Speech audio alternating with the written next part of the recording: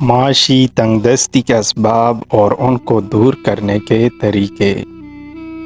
حضرت آدم علیہ السلام و حوا علیہ السلام کے زمین پر بھیجے جانے کے بعد سے لے کر آج تک ہر شخص کو اپنی زندگی کو رواں دواں رکھنے کے لیے کوئی نہ کوئی ذریعہ معاش اپنانا پڑا۔ حضور نبی کریم صلی اللہ علیہ وسلم کی پاکیزہ تعلیمات سے ہمیں پتہ چلتا ہے کہ خود اپنے ہاتھ سے روزی کمانے کو افضل و بہتر قرار دیا گیا ہے، اور روزی کمانے کے لیے تجارت کو سب سے زیادہ اہمیت حاصل ہے، کیونکہ اگر رزق کو 10 حصوں میں تقسیم کیا جائے تو 9 حصے تجارت میں اور 1 حصہ باقی ذریعہ معاش میں رکھا گیا ہے۔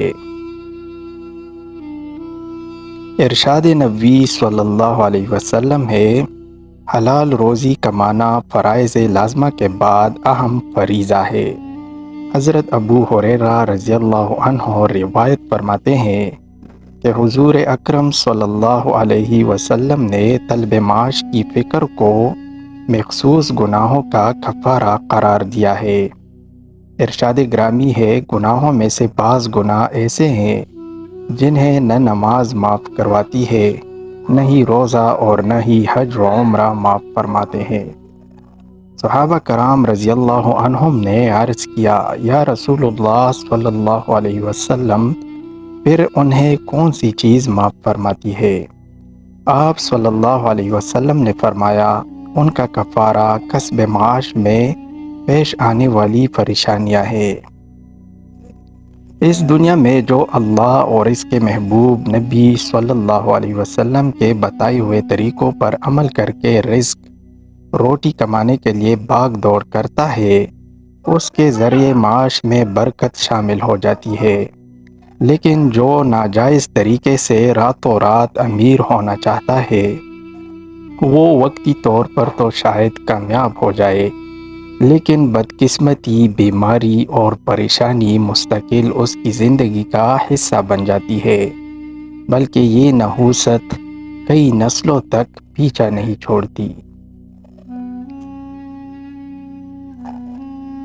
ایک بے روزگار، غریب اور تنگ دست انسان کیسے اپنی زندگی کو بہتر بنا سکتا ہے؟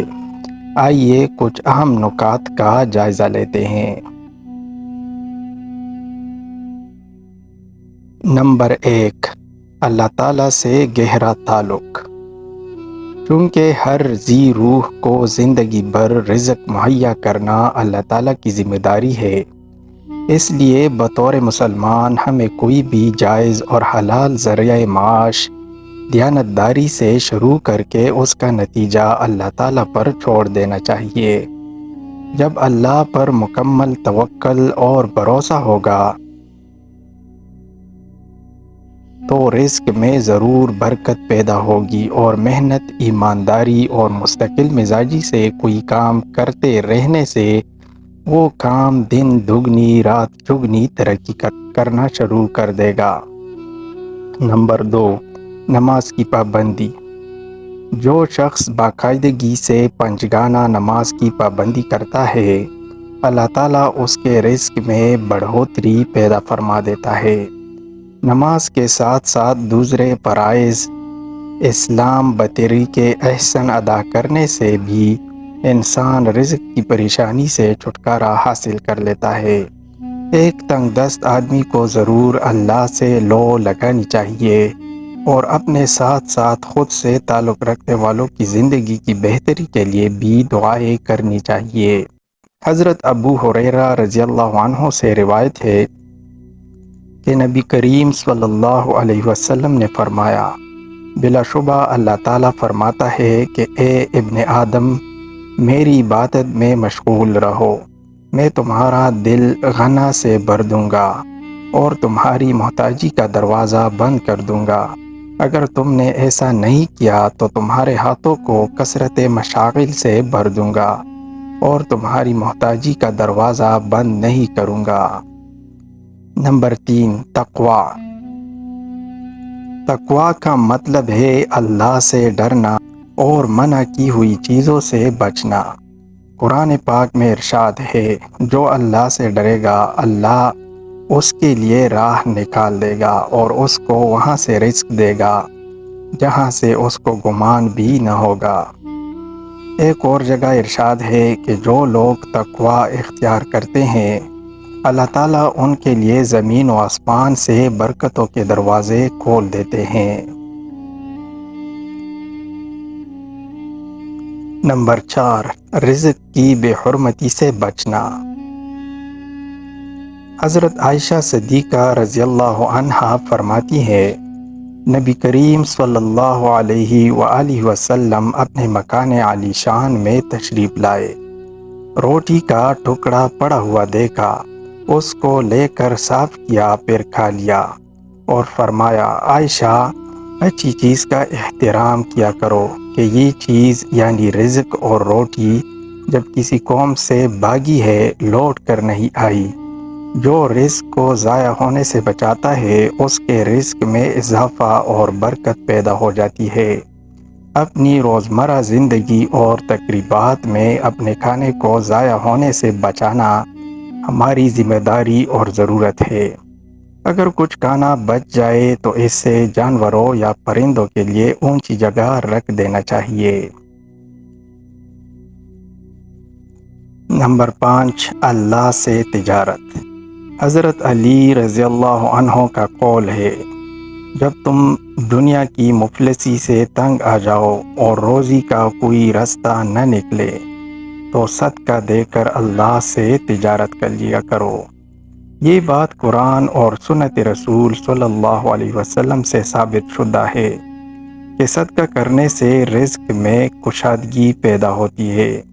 اپنی آمدنی یا فروخت میں سے مخصوص 2 سے 10% تک اللہ کی راہ میں خرچ کرنے سے کبھی معاشی تنگ دستی نہیں ہوتی۔